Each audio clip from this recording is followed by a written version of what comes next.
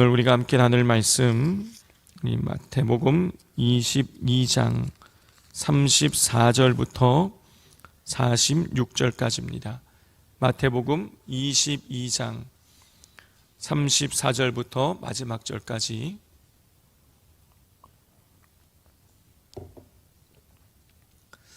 우리 한 절씩 교독하도록 하겠습니다. 예수께서 사두개인들로 대답할 수 없게 하셨다 함을 바리새인들이 듣고 모였는데, 선생님, 율법 중에서 어느 계명이 크니이까?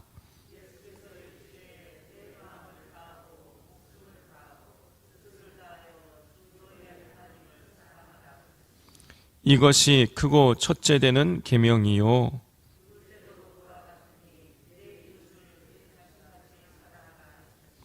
이 두 계명이 온 율법과 선지자의 강령이니라.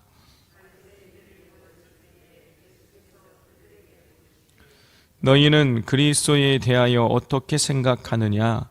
누구의 자손이냐? 대답하되 다윗의 자손이니이다.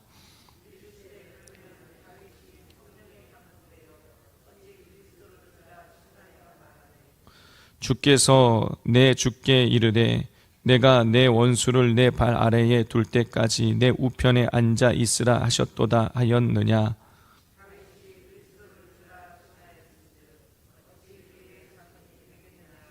함께 읽겠습니다. 한마디도 능히 대답하는 자가 없고 그날부터 감히 그에게 묻는 자도 없더라. 아멘. 어제 우리는 이 사두개인들이 이 부활 논쟁으로 예수님을 시험하려고 했지만은 패배한 내용을 우리가 살펴보았죠.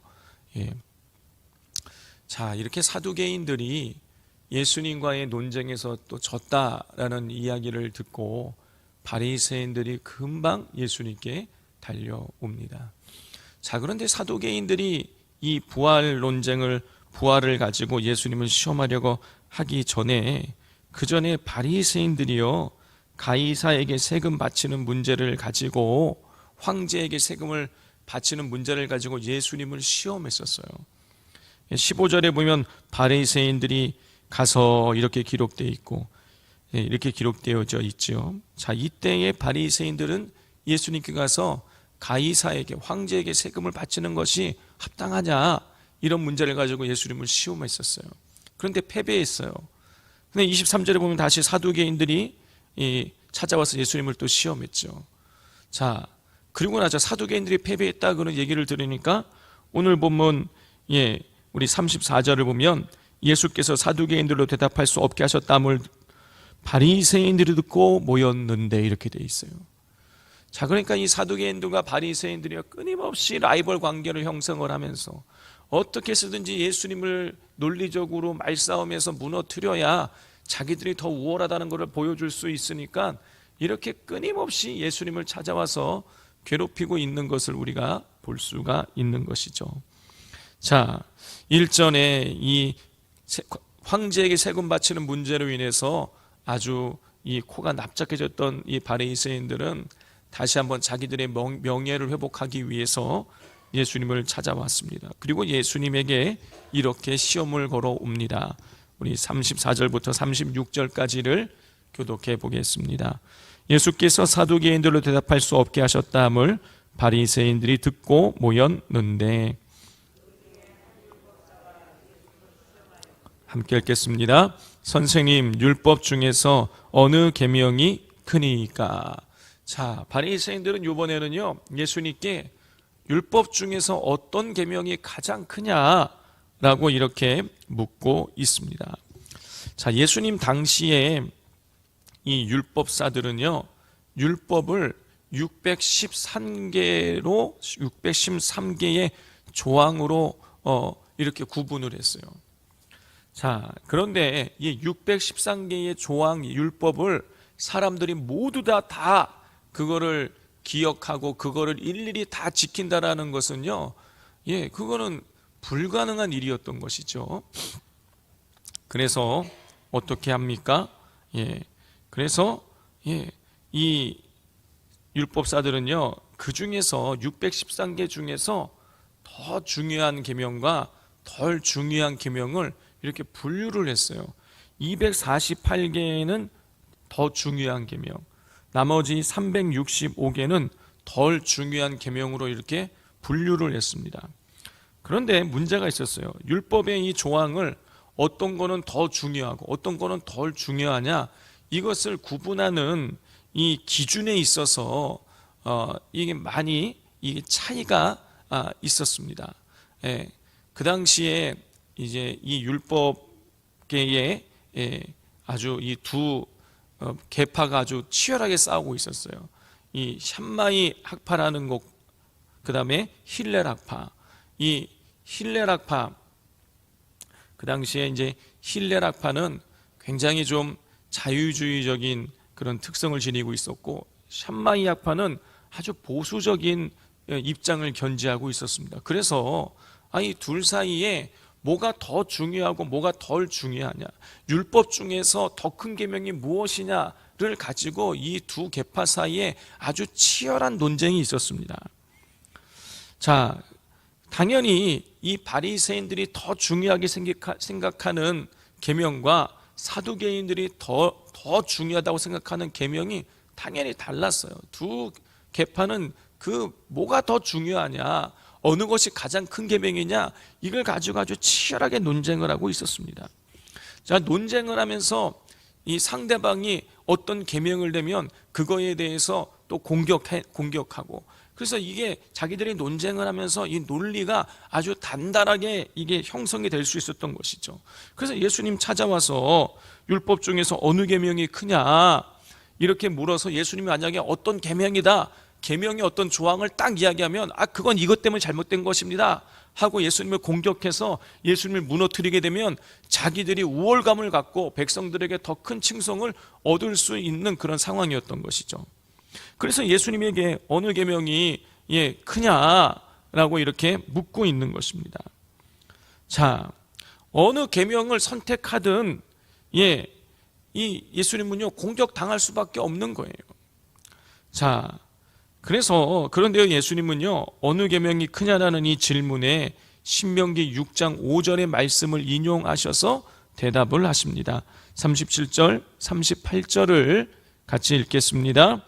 예수께서 이르시되 내 마음을 다하고 목숨을 다하고 뜻을 다하여 주 너의 하나님을 사랑하라 하셨으니 이것이 크고 첫째 되는 계명이요. 내 마음을 다하고 목숨을 다하고 뜻을 다하여 주 너의 하나님을 사랑하라는 이 말씀은요, 한마디로 전인적으로 최선을 다해서 하나님을 사랑하라는 그런 뜻이에요. 유대인들이 매일 읽고 가지고 다니는 이 쉐마의 첫 부분, 쉐마의 말씀의 첫 부분은 말씀을 예수님은 다른 개별적 계명들의 뿌리에 놓여 있다. 하나님을 마음을 다하고 목숨을 다하고 뜻을 다하여, 이게 사랑하는 것, 이게 모든 율법의 뿌리가 되는 계명이다. 예수님 이렇게 말씀을 하셨어요. 그것이 크고 첫째 되는 계명이다. 그것이 아주 중요한 계명이다 라고 이렇게 말씀을 하셨어요.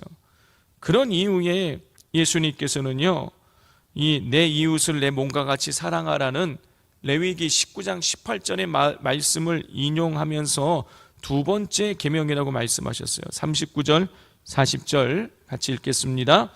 둘째도 그와 같으니 내 이웃을 내 자신같이 사랑하라 하셨으니 이 두 계명이 온 율법과 선지자의 강령이니라.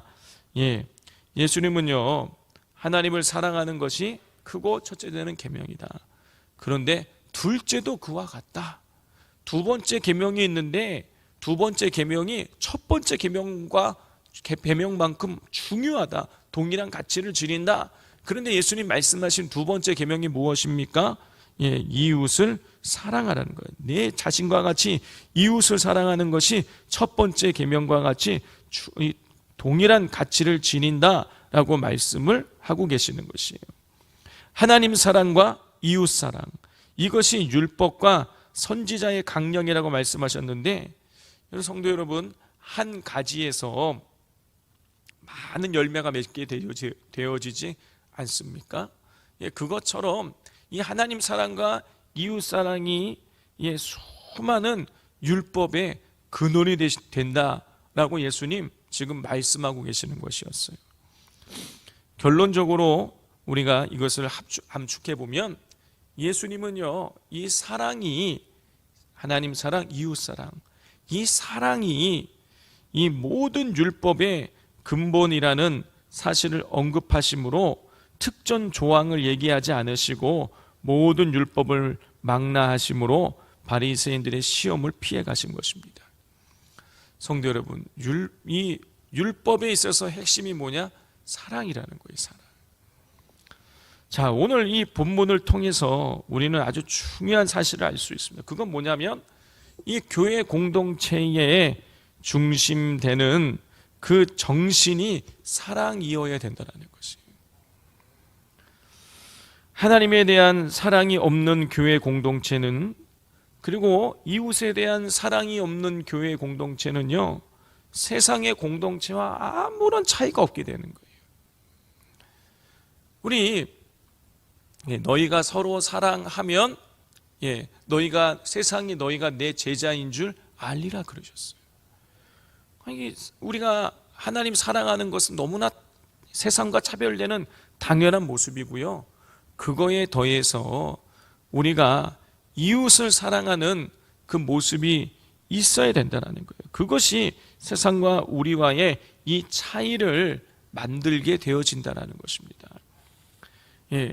그러므로 우리가 서로 사랑해야 된다는 것이 너무 당연한 일인 거예요. 교회 안에서 사랑이 없으면 교회는 더 이상 교회일 수 없는 것입니다.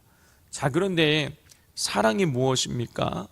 고린도전서 우리 13장에 나오죠. 사랑은 오래 참고 온유하며 시기하지 않으며 자랑하지 않으며 교만하지 않으며 무례히 행치 아니하고 자기의 유익을 구하지 아니하고 성내지 아니하고 악한 것을 생각하지 아니하고 불의를 기뻐하지 아니하고 진리와 함께 기뻐하는 것.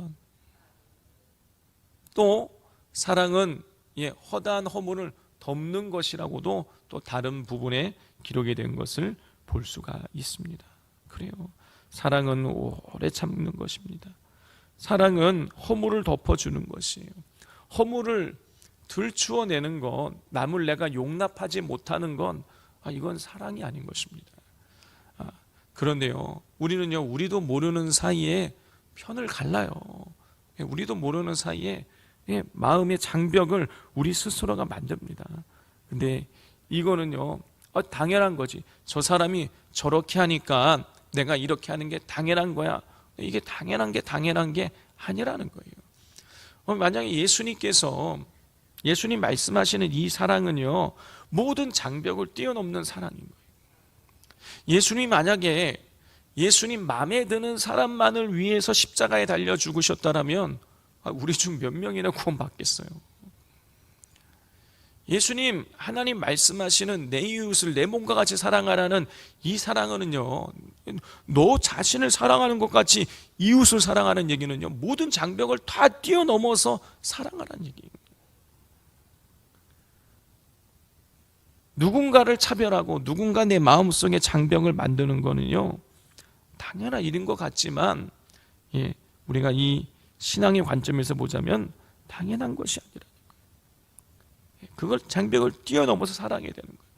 그런데 우리가 참 하기 어려운 일인 것이죠. 내 마음에 들지 않는 사람을 내가 그 사람을 품고 사랑한다는 것이, 나에게 상처 준 사람을 사랑한다는 것이요, 여러분, 이것처럼 어려운 일이 어디 있습니까? 그래서 우리는 기도해야 되는 것입니다. 내 마음을 바꿔달라고. 상대방을 바꾸는 거는요, 너무너무 어려운 일인 거예요. 그래서 기도해야 되는 것입니다. 내 마음을 바꿔달라고. 내가 마음을 바꿔서 저 사람을 품을 수 있게 해달라고. 이 기도가요, 근데 이 기도를 하는 것도 쉽지가 않아요. 그럼에도 불구하고 우리가 이 기도를 해야 되는 이유는, 그게 성경이 우리에게 가르치는 신앙의 자세이고 우리가 마땅히 해야 될 일이기 때문인 것입니다.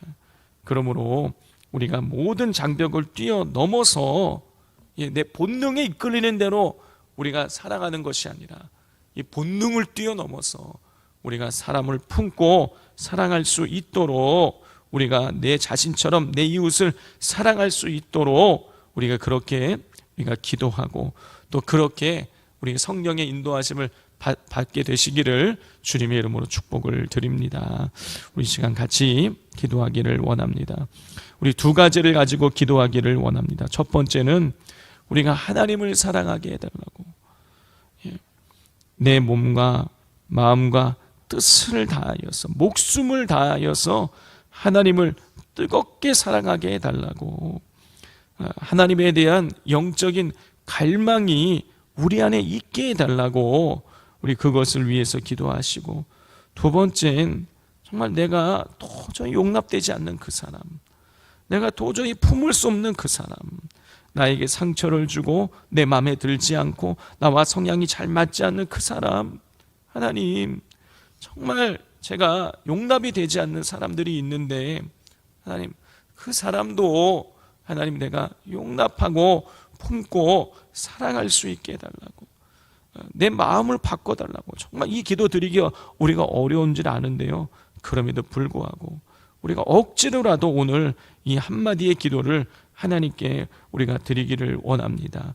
우리 이 시간 또 기도하실 때에는 우리 돌아오는 주일날 우리 창립 38주년 마지막 우리 찬양 집회가 있습니다. 그 집회를 통해서 성도들의 마음이 열려지고 성령의 은혜를 충만하게 받아 누리도록 수요 예배와 또 금요 기도회를 통해서 성령 충만함이 임하는 놀라운 역사가 일어나게 해달라고 위에서 또 기도해 주시기를 바랍니다. 이 시간 우리 주여 삼창하고 기도하겠습니다. 주여 주여 주여